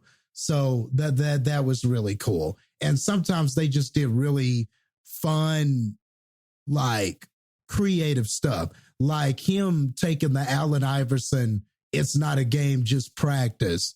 And he sort of turned it into a motivational speech. Like, that was really cool to me. Like, that was one of my favorite moments of season 1. So yeah, man, if season 2 is anything like season 1, then I know I'm going to enjoy it. You know, if it's at that same level, not saying I need another scene like that, but just if it's at that same creative level, then I know I'm going to like it. Right. 100% is. 100% is. Like, I don't know. Cool. You made me want to talk about my favorite scene of season 1 of that. We're talking about streaming services, so it's fine. We're talking about streaming shit. Yeah. That darts scene in the first season. Oh, that was great too. I love that scene. That was so great. Because like I love the setup to it. I love everything. Like I love how that one guy, like the Rupert Murdoch guy is like, haha, I love darts. Look, I've got my own darts. And then Ted Lasso goes, oh yeah, I forgot I'm left-handed. Just rocking it. And then I love the story he tells while he's doing it. You know, when he's talking about like people used to pick on him and all this other stuff. But then he realized like that Walt Whitman quote that like, I forget what it was, but it's like the whole point is like, but be curious. You know, and he's like, these people. Not judgmental. Yeah. What was that, Heather? Be curious, not judgmental. Yes. I think is what it was. And he's like, these people weren't curious. And if they were curious, they would know. They would ask me like, hey, do you like darts? And he's like, yeah, I played it every day, like every Sunday with my dad. Like I loved the way that story unfolds. And I love how it wasn't a clear type of thing where it's like he just didn't dominate the guy. At the end, he had to ask somebody what he needed to win. And then, yeah, he had to get it and he gets it. Spoiler alert, who gives a fuck? Because it doesn't ruin the scene. Knowing he gets it doesn't ruin the scene. Because the way the scene unfolds is gripping storytelling based around darts. Yeah, it was great. And it's almost a testament to like, if you want to know how to write a captivating scene in a TV show, just watch that scene. You don't even need context. You don't even really need to watch this show. You could just watch that scene and learn how to write a scene. Because it's just expertly crafted, acted, written, executed, everything. Like I find myself sometimes just going through that episode and watching that scene because it's fantastic. Yeah, it's really good. I like that one a lot. Yeah, I think I really like the scene. I want to say it's one of the last episodes, but basically where Rebecca goes down and has that conversation with Lasso about her actions and what she did and just the whole apology scene, basically. And, you know, him just being like, I forgive you. Like, no questions asked, didn't even think about it, you know, and just his explanation for why he was forgiving her. And I was like, man, that is deep, though. Like, people watching that, like, if they were struggling with some kind of like holding on to something, you know, like you could just watch that scene. And I don't know, there's just something about the way he delivers a speech that makes you just be like, man, Ted Lasso, you just need to be my life coach or something. Well, I think the best thing about Ted Lasso as a whole is while it might be technically a comedic series, it shows zero fear in running the emotional gambit of every single emotion a human feels. And absolutely true. Yeah. It jumps into all of them head first, no fear, and just expresses them genuinely. Like, no matter what, there is an episode in that show that I feel like in a basic human level, most people could probably relate to something that happens in that show. Just in your life, you've probably felt the way a character in that show has felt. Yeah. And it doesn't just, And I'm also so Go genuinely. ahead. No, it just does it in a way that's it's respectful to emotions. You know, it doesn't Yep. play a negative emotion like jealousy or fear as a joke, even though it might use comedic elements in telling that story. It still respectfully tells the story of those emotions. Yeah. And I also really, one of my favorites too, actually, I think it's in the second season, but the Christmas episode. Oh, that's I a love that fantastic episode. I don't 'Cause, even like- like Christmas episodes of anything. Fantastic Christmas episode. Yeah. And that's what I was about to say too, is like, I mean, and I like Christmas episodes, but I don't like watching them necessarily outside of like around Christmas time. But this one I can literally watch whenever. It's such a good episode. It's awesome. Okay. Got to get on Yeah, that Justin, season get two. on that So, shit. you know, we're really trying to sell you on it, even though you were already going to do it, but just do it. Yeah. Like, you know how some second seasons of great first season shows let you down? I.e. Sabrina, Riverdale, even Stranger Things, I would say, like a lot of second seasons let you down a little bit. Ted Lasso won't. That's all I'm saying. Ted Lasso will not let you down in that season 2. Okay. And I will say this right now to you, Jastin. This only applies to Jastin, no one else. If you are disappointed in season 2 in the slightest, just even the slightest, Jastin, I will give you $50. And I will just take your word on it. If you just go, Sterling, Wow. I was just the slightest bit disappointed, I will give you $50, no questions asked. But Wow. the only condition on it is you have to tell me it for the first time on an episode of the podcast. Okay. That's the Okay. only condition I That's will the put on deal. it. That's a deal. That's a lot of confidence, sir. Now I just feel like I know it's going to be good. Like, Yeah. and I say that because of how confident I am with what I watched with it. Like, there might be a character you're disappointed with, but knowing you because of who you are, Jastin, if you're disappointed in a character, that will be because the story wrote it knowing you will be disappointed in a character or something. You know what I mean? Yeah. You wouldn't take that as, oh, I'm disappointed in the show because a character I liked disappointed me. I know you will take that as they wrote it that way and it's the story arc and that's the emotion you're supposed to get.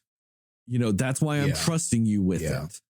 You won't shaft me with it. You won't trick me into going, haha, this. So Got you. but yes, that's how confident I am in it. Back to streaming stuff. Heather, did you look through a lot of these as you typically do? You mean the responses? Yes, the audience stuff. Yes, I do have them. Real quick before that, I'm sorry, I meant to bring this up. Amazon, because I haven't talked about Amazon. It's a fine service. I don't use it that much outside of some of the exclusives I watch on it. But like Jastin said, it has some really great features. The X-ray is a great feature. I like it. If you ever want to know who the fuck somebody is in a movie, you click that, bam, it's like every scene it changes. It changes as the characters go. It's a fantastic thing. I love that. I Yeah. love that about it. Every scene, like, and it's right on the money. Like, you'll be in a car with one character, and so it'll only show that character. Then another character gets in the car, and then their name pops up. Bam, he's in the car with them. These are the two people in the scene. No matter how many actors or actresses are in the scene, they all just line up, and it'll just make a list for it. Like, that X-ray thing is so damn cool. Like, I wish I could watch everything that way. Like, I wish there are things that on the other services that I wish I could watch them with that feature, because it'd just be so much fun. And the X-ray feature is why sometimes a show that is on multiple streaming services, I might watch it on Amazon just because of that feature. But I mainly watch it for the exclusives. I love Boys. I love Invincible. You know, there's been some really great stuff on it. But I will say this, as far as the deal goes, though, Amazon Prime has got to almost be the best bang for your buck, just for the sheer fact that you get Amazon Prime delivery and all the other Amazon Prime services for that package, because they don't have a different package. You just have the one package. So not only do you get extra fast deliveries, you get a fucking streaming service that now has MGM, like owns MGM. That is true. That is true. You know, like bang for your buck, the two best are Disney Plus and Amazon, because you get Disney is just so fucking cheap, especially for it being ad free. It's fucking cheap. And Amazon, you get everything they have on Amazon Plus or Amazon Prime with it. Now, one other thing I will say is, at least with HBO Max, while it is one of your more expensive services, one positive thing about it is it is essentially no more expensive than an HBO subscription on cable. They're both $15 a month. So you get everything for HBO. It's HBO Go. They got rid of HBO Go, but it's HBO Go combined with other shit now. It's got other content and HBO Go. So that is still kind of a value, even though people might not look at it like that. It's still a good value just for the sheer fact that you get live HBO because of it. You can watch live HBO on HBO Max, you know, or you get at least, like, say, like Euphoria is a very popular show right now. So say like Euphoria starts at 9 p.m. You can watch Euphoria, that current episode, at 9 p.m. on HBO Max. Or say you show up 15 minutes late, you can just start watching it then. And you can keep up to date with every current HBO show, plus all the old HBO shows and a bunch of random other shit that they just happen to have. Not a bad value, really not. Even though it's one of the more expensives, it's still cheaper than Netflix, that still goes up in price twice a year. And you get really good value for it. I will say that. I do think HBO Max should be commented on with that. Yeah. And just the quality. And like I said, it's like one of those complimentary pieces. Like, I just think you just have to have it because the quality of the shows, I mean, we're talking HBO, man. Some of the quality of the shows, some of the quality of the documentaries, it's just some of those shows that it has are just at a quality that you almost just can't find everywhere else. You know, there are some HBO shows that are just like, they have stuff that's considered like the best stuff, you know, whether you're talking about some of the older stuff like Sopranos, The Wire, or you're talking about some of the newer stuff like Euphoria. It has a lot of what is considered the best shit. So how could you not have it? You know, it's like, well, in my opinion, that's one I'm just going to have. Like, if I'm on a list of ones that I have, that's going to be one that I have. I can't not have HBO. It's just too good a shit on it. You know, I think it's a valid argument to say just having access to HBO's extended old library, not even the like brand new shit like as it comes out, but just access to HBO's extensive library itself is damn near almost worth $15 a month.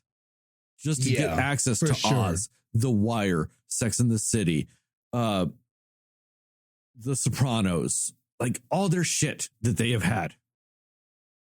You can damn near argue it's worth that. Yeah. Because when you look at the history or just some of the most critically acclaimed TV shows of all time, it has two of them. Like, I know people like Game of Thrones got soured by a lot of people. Okay, it might have dropped out of the top 10 TV shows of all time with that last season, whatever. That's a whole other story. We have a 4-hour episode on it. Go listen to that shit. But just The Wire and Sopranos alone are considered two of the best TV shows ever made. Ever made. And they're just sitting there going, hey, watch me. We're here for you. You can watch us anytime. That's fantastic. I own both of them in iTunes and can watch them anytime also. And I still would pay HBO. I own those shows in iTunes. The Wire and which other one? The Sopranos. Oh, Sopranos. But I own both of those in my iTunes, and I still would probably pay for HBO Max if it was just those two shows. Because I want to support them just offering those to people, because more people need to watch it. Because they are two of the best TV shows of all time, hands down, no questions asked. They are up there. Because even if you've never watched them, you probably heard about them. Just saying. There's a reason. So.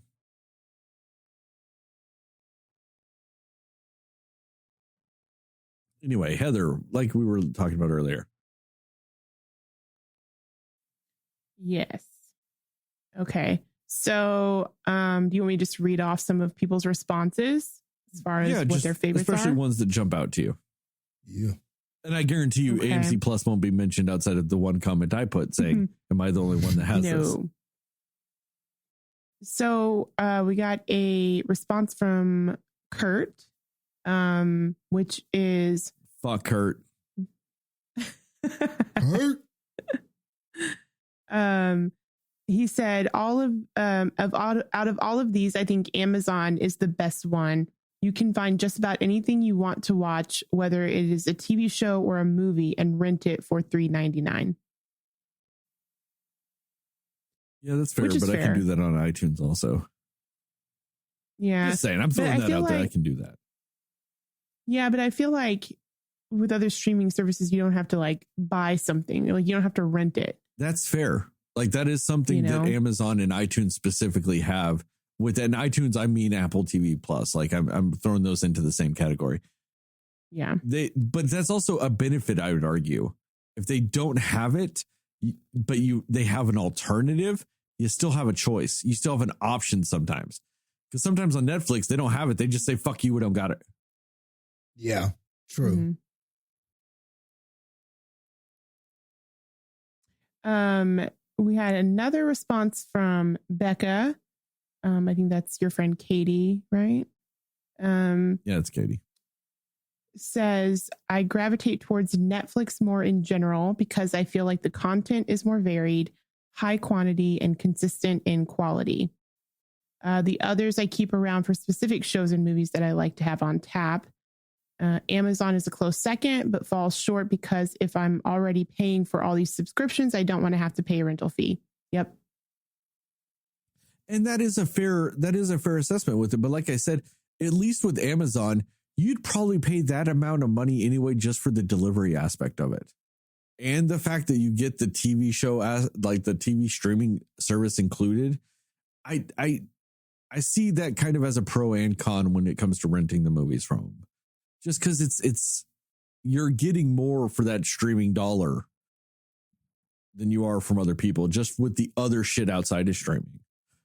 But also, I do want to disagree with Katie with the sheer fact that I will argue Netflix doesn't have consistent quality. Like I mentioned earlier, I think its quality is all over the fucking place when it comes to especially their exclusives. Yeah. Yeah. And I also noticed how both of them, Kurt and Becca, I see that HBO Max and Disney Plus are there, weren't mentioned as their favorite ones, but they are there, It's just, how could you not have them? It's just, they're just, to me, those are like just those must-have complimentary ones, even if they're not your favorite ones. That also reminds me of one I have that we haven't talked about. It's Paramount Plus. I have that too. How is Paramount? I don't think I've ever been on it or. Man, I got it for some Star Trek, man. That's it. Like it's got some Star Trek on it. Okay. Like it's got that Discovery. It's got that Picard. It's got that Lower Decks. Those are all fantastic. Don't get me wrong. Those are all fantastic shows, especially if you're like a Trek person. Fantastic. I don't know what the fuck else is on that though. It's CBS. I don't give a fuck. It's one of those things I don't even remember how much I pay them a month. I do every service I have is if there's a premium version of it, I pay for that. So if there's a premium version of it, and I can't even tell you if there is a premium version of it or not. I don't know. If all I know is if there is, I'm paying for that. I watch those things, then I don't even fucking think about it. I've watched some football because, you know, like on some of the CBS games, I can just watch on it. I've watched some football on it, I suppose, here and there. Same with Peacock. I've watched some of that instead of actually just going to my DirecTV or whatever. But also, like I said, honestly, if you ask me to name something on CBS or Paramount Plus that is not Star Trek related, I can't tell you what the fuck's on it because I don't know. I've never watched anything else or looked for anything else on it. And that's kind of sad that I spent that much money just to watch some shit that like comes and goes. That means there are months on end that I am paying for those streaming services and not watching shows on it because they're not actually having new episodes yet. Wasn't the new Twilight Zone on there too? Or no? It was. I didn't actually watch it on there though. Oh, okay. Probably should. I still need to see that actually. Maybe I should. Maybe I need to get into some of that shit because I'm paying for it. Right. Maybe get some more value. God, I'm fucking stupid and ridiculous, but I love it. All right. So then we have a response from Zach. It says that HBO Max is his favorite, been the one he's watching the most lately. Matthew says that Disney Plus is one of my favorite services to use because it has almost all of my favorite cartoons and some favorite movies on it. Now, one thing I missed that was the best thing going was the WWE Network when it was by itself and not part of Peacock. Yeah. And we already kind of talked about it, but yeah, that was kind of the point I was making is that the network was just a lot easier to find and navigate through things. Like you could put in whatever wrestler and a ton of content for that wrestler would come up, you know, all kinds of, you could put in this person versus this person and just about every match that those two guys had would come up. You know, it was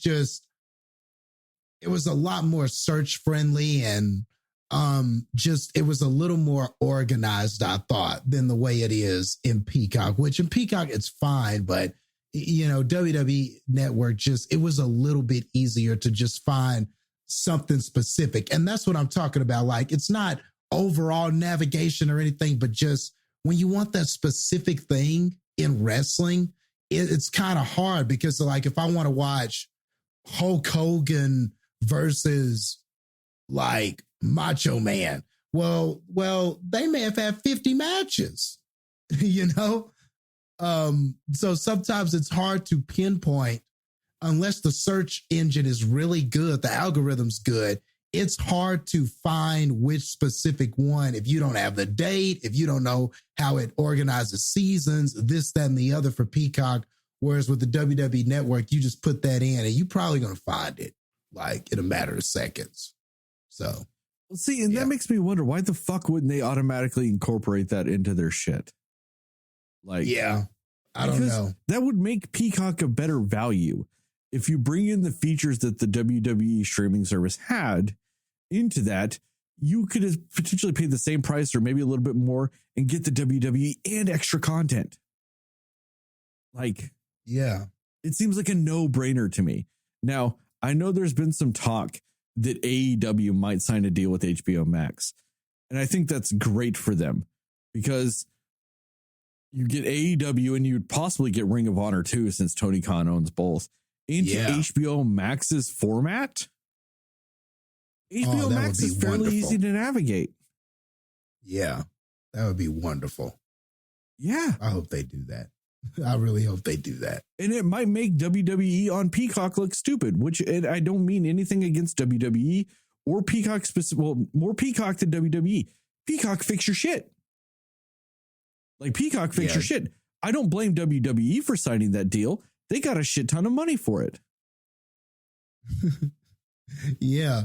It's not a WWE problem. It's just that search engine, man. Just fix that search algorithm, man. Hulu, YouTube, but Peacock, come on, man. Just don't be like, I ain't got shit. Sorry, boss. Just fix it. Just a little bit. Just be a little bit better. Just, provide a better service. Just a little bit. Well, just a little also, bit. real quick, though, one thing we haven't addressed with all this is you have these issues that we're talking about with these streaming services. How hard would it have been to just copy Netflix a little more when they came out? Like, come on. Netflix had been around for a while. It's not like you couldn't copy their shit and just argue, well, if you're building a streaming platform, obviously you're building it the optimized way, which Netflix does. So that way you can argue you're not ripping them off. You're building it the best logical way you can build a platform. Yeah. Good point. Like, why would, you're telling me you can't find a guy on Netflix that works for them in their like programming and UI department and can't offer them $5,000 more a year to jump ship? Come on.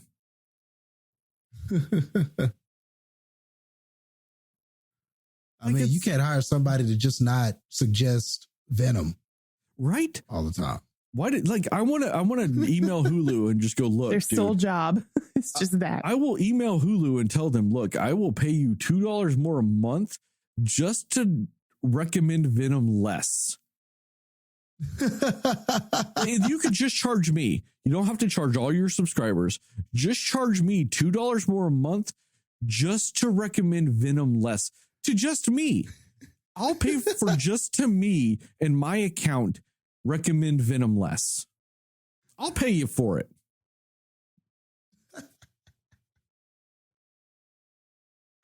Oh, man. Just saying. So one or a couple of services that we hadn't really even talked about, Chase mentions the most rewarding ones have been Shudder and Tubi. See, Tubi is completely free, and I get why people watch it because it's ad supported. It's ad supported streaming. So they have some deals with like MGM and a few studios, and they get some movies and TV shows, and it's all ad supported. I think there might be a plus version. I don't know, but it's all shit that's also somewhere else. Now, like I said with Shudder, I did mention Shudder earlier, and I do understand why you don't remember that. Just because Shudder is included in AMC Plus. Oh, you did say that. You're exactly. Right. But I understand forgetting about it because, like I said, it's AMC Plus. Everyone forgets about it. So, or doesn't even know it exists. And I didn't. Yeah, I've never watched anything on it. So. And one thing I'll say with it is one thing they need to fix in AMC Plus is the fact that when it comes to Shudder, you have to go and just search for it. And if it's on Shudder, you get it. But they don't have like a Shudder section. You know what I mean? They should have a Shudder section. And they don't. Yeah, I see what you're saying. You know what I mean? And I would have thought that would just definitely be on there, you know? And that would, because why? Because it would make sense. Exactly. Kind of like how Hulu, it would make sense if you didn't recommend Venom, no matter what somebody typed. But no, you were right, Jastin. It would make sense to have a Shudder tab, or you know what I mean? A Shudder section, because it's included. I shouldn't have to go, hey, is this movie on Shudder? Let me search for it. I have to go on there and go, hey, like I just to test it to find out, because I was like, where do I find Shudder content? I went and Googled Shudder exclusive content and found out what was exclusive to Shudder, and then searched for that in AMC Plus to find it. Wow. Yeah, they got to do something about that. They've also got some of the weirdest tabs. If you go to like movies and then go to horror, they just list horror movies. In what order? No idea. Because it's not even alphabetic. It's not even an alphabetic order. It's just a bunch of horror movies. And since Shudder is included in it, you have all the movies from Shudder that is a horror specific streaming service just in there. So it's just a bunch of fucking horror movies in no discernible order. Like I said, it's not even in alphabetic order. It's just there. Damn. And then I wonder why no one else has it and why I only watch Law and Order UK. Like, the more I think about it, I'm like, no, it makes sense. It's a shitty service. I just want to watch that one show, so I pay them for it. It's fucking terrible. You can say whatever you want about these other ones. You can say whatever you want about the fact that if you type in Beef Wellington into Hulu, it will tell you to watch Venom. At least there is something there. You can at least argue that maybe Sony is paying them money to promote Venom no matter what the fuck you're looking for. Which, is that cool? No, but it's capitalism. Okay, it happens, whatever. AMC Plus just has nothing. It just goes, I don't know, look through some shit. AMC Plus is like, you know that DVD bin at Walmart? There's just a bunch of random DVDs for $1. Yes. That is AMC Plus. It makes about it like it's the way it's built makes about as much sense as that DVD bin. You just reach the fuck in and pull something out and go, I guess this is on here. Yeah.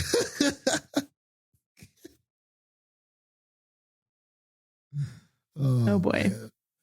Man. We have another person, Angelin, who says Netflix is the easiest net to navigate, which we talked about. It has a good selection. Disney Plus just brings back the best memories and is good for my kids. So that's fair too. Fair. Fair. Yeah. That's a fair point. And let's see. Oh, Joelle says Netflix is definitely my favorite based on features. Skip intro, recommendation algorithm, actually remembers where I am in an episode, and original content. Peacock and Paramount are my least favorite when it comes to being user friendly. So yeah, that's fair too. All right, Joel, here's a tip.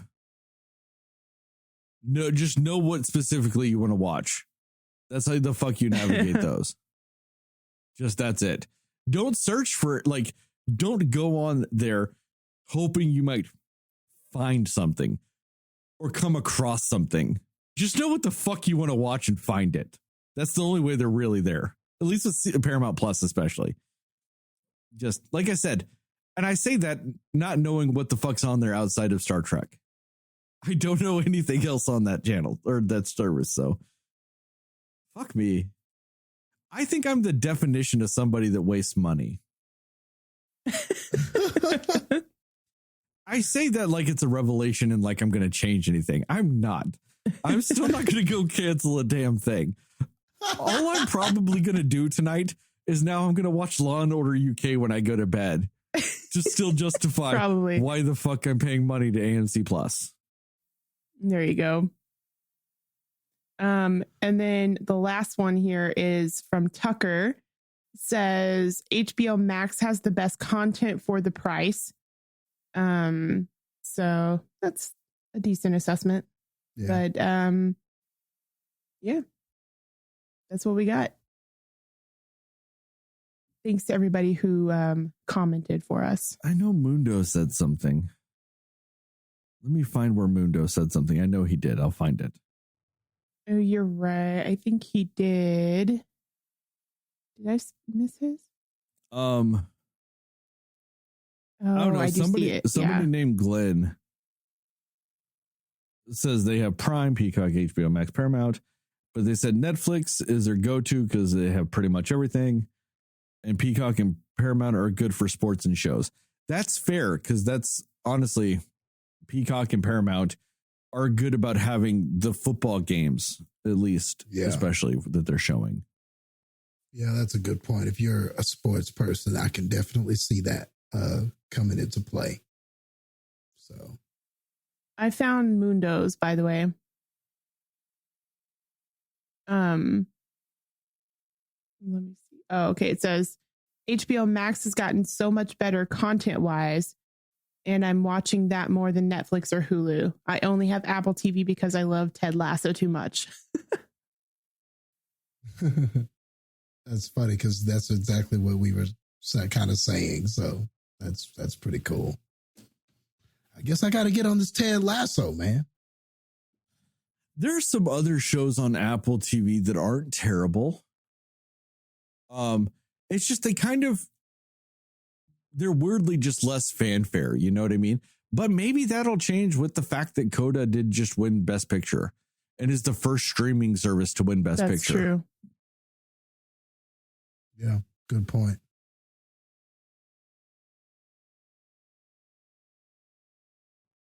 But I don't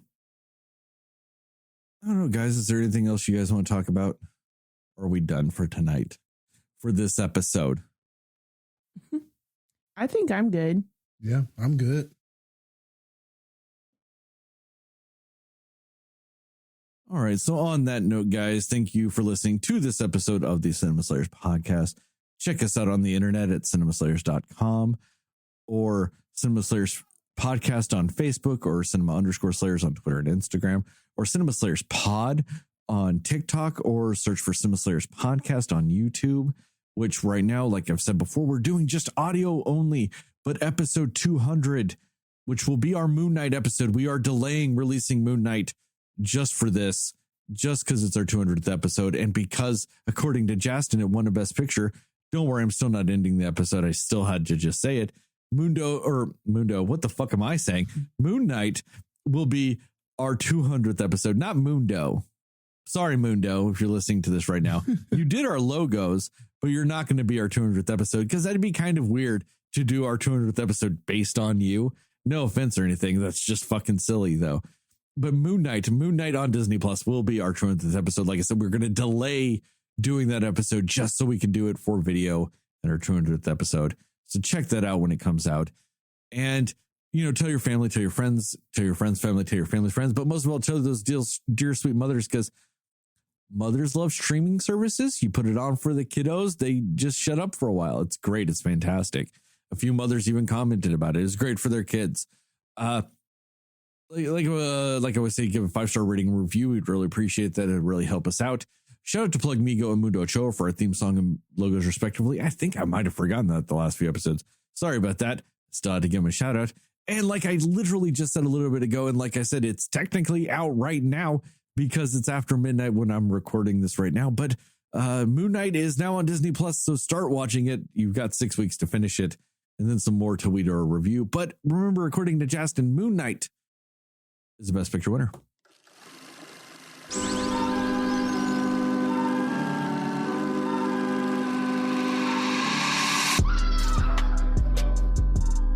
Somebody will listen to me. Nobody knows anything but you. All right. Are you ready? Come on. Cinema Slayers. Does that count? You've only got I did the shutter. I did the shutter. Like 9 more episodes to figure out what the fuck you're gonna do. This is gonna ruin Jastin. The video is gonna ruin everything. No. For those of you that don't know, we've started at least having video while we record recently. That is a big change recently to prepare for our video episodes. And that's why Jastin has failed at the end of every episode lately, is because now he's on video and we can see him and he's not doing the stupid shit he typically does. Even though he did it for 180 other episodes, now he can't be doing dumb shit.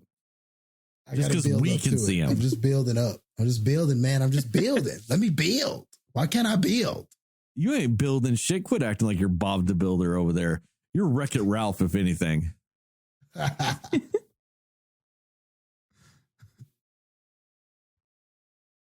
right, I'm out.